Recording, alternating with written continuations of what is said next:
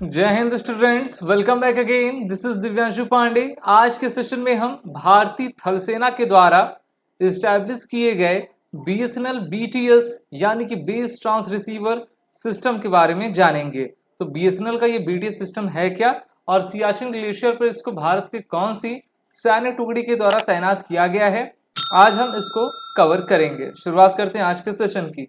हम सभी जानते हैं कि भारत की सीमा चाइना, पाकिस्तान, बांग्लादेश से लगा करती है, जहां पर भारत को चाइना, पाकिस्तान से सबसे ज्यादा खतरा है। और इस कारण से सियाचिन ग्लेशियर, जो कि विश्व का सबसे ऊंचाई पर स्थित रण क्षेत्र है, वहां पर कम्युनिकेशन को स्ट्रॉन्ग करने के लिए भारत सरकार की कंपनी भारत संचार निगम लिमिटेड के द्वारा बनाए गए बेस ट्रांस रिसीवर स्टेशन को अब सियाचिन ग्लेशियर में भारतीय थल सेना के द्वारा आपका इस्टेब्लिश किया गया है, जिससे कि इंटरनेट और कम्युनिकेशन के माध्यम से जो है हम कम्युनिकेट कर सकें और भारतीय थल सेना अपने ऑपरेशन को टफ से टफ वेदर टेरेन में भी आगे चला सके। सियाचिन वॉरियर्स ने बीएसएनएल के साथ कोलैबोरेशन करके पहला बीएसएनएल बीटीएस सिस्टम को वहां पर आपको इस्टेब्लिश किया है और इस प्रकार से वहां पर जो मोबाइल कम्युनिकेशन है वो आपकी एक्सटेंड करेगी। जो सोल्जर्स हैं वो सही तरीके से और बिना डेटा का लैग हुए अपने सीनियर ऑफिशियल से, अपने इमीडिएट ऑफिशियल से बात कर पाएंगे। और इसको भारतीय थल सेना ने समुद्र तल से 15,500 के फीट पर आपका इस्टेब्लिश किया हुआ है। इंडियन आर्मी के फायर एंड फ्यूरी कोर अभी सियाचिन ग्लेशियर में तैनात है, जिनको ये जिम्मेदारी आपकी दी गई है। बीटीएस का full form base trans receiver station होता है और ये एक प्रकार का फिक्स रेडियो ट्रांस रिसीवर है जो कि किसी भी प्रकार के मोबाइल नेटवर्क के लिए बनाया गया है। और बीटीएस को आपका मोबाइल डिवाइसेस से हम कनेक्ट करवा के डेटा को सेंड और रिसीव आसानी से कर सकते हैं। साथ ही साथ ये डिवाइस आपका कन्वर्ट करता है डिजिटल सिग्नल्स को और नेटवर्क के जरिए, रूट के जरिए ये अपने टर्मिनल्स में सिग्नल्स को भेजा करता है। इसकी आवश्यकता भारतीय थल सेना को पहले से थी। अगर हम काफ़ी ज़्यादा ऊंचाई पर जाते हैं तो वहाँ पर इंटरनेट कम्युनिकेशन काफ़ी बेहतर नहीं होता है। लद्दाख हो, ले करगिल हो, वहाँ पर बीएसएनएल ही कार्य किया करता है। तो देखिए, मीनवाइल वहाँ के जो डिस्ट्रिक्ट मजिस्ट्रेट ले हैं संतोष सुखदेव के द्वारा फायर एंड फ्यूरी कोर को थैंक्स किया गया, क्योंकि उन्होंने क्विक रिस्पॉन्स इरेक्टिंग फेंस जो है अपने डिसेबलिंग एरिया में आपका लगाया, जिससे 175 माइल्स को आपका हटाया गया है। और भारतीय थल सेना अपने रूट्स को भी काफ़ी बेहतर कर रही है। भारत की जो सीमा सड़क संगठन यानी कि बॉर्डर रोड ऑर्गेनाइजेशन है, उनके द्वारा कहा गया है कि आने वाले 2 से 3 सालों में हम चाइना के इंफ्रास्ट्रक्चर को पीछे आपका छोड़ देंगे। यहाँ पर आप देख पा रहे हो, ये रण क्षेत्र है और इस रण क्षेत्र का क्या नाम है? इस रण क्षेत्र का नाम है आपका सियाचिन ग्लेशियर। यहाँ पर आप इसकी इमेज देख सक रहे हो।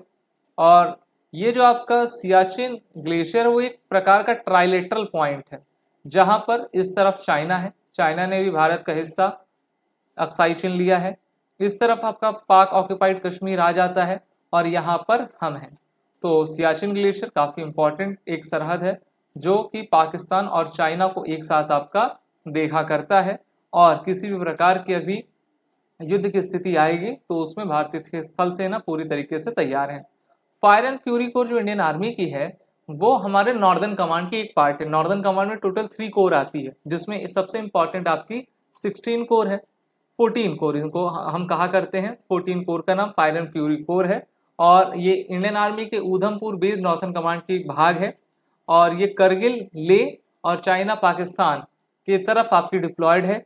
अगर किसी भी प्रकार का मिस एडवेंचर होता है तो उसको मुंह तोड़ जवाब देने के लिए ये सक्षम रहते हैं। अब चलिए बात करते हैं भारत संचार निगम लिमिटेड की, बीएसएनएल। इसका नाम तो आपने सुना ही होगा। और अभी जो करंट सिनेरियो है वहाँ पे जियो तो आगे है, लेकिन बीएसएनएल जो सिस्टम है वो हमारे बॉर्डर एरियाज पर भारत सरकार ने लगाया है, क्योंकि हम नहीं चाहते किसी प्रकार का सैन्य डेटा इधर से उधर जाए।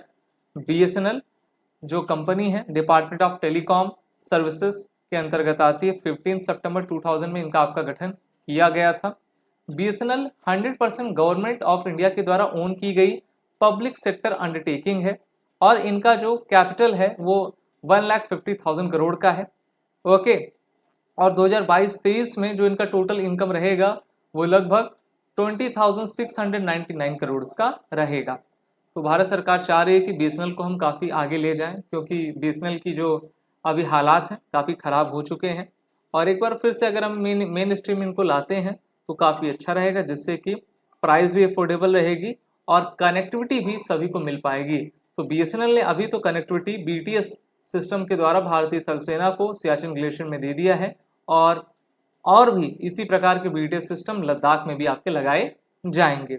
आप सभी defence aspirant SSB crack exam के इंटरव्यू, ऑनलाइन कोर्स और हमारे रिटर्न कोर्सेज में एनरोल होकर अपनी तैयारी बेहतर करिए। वॉरियर 10 कोड का जरूर यूज कर लीजिएगा, जिससे कि आपको 10% का फ्लैट डिस्काउंट हमारे सभी कोर्सेज पे मिलता जाए।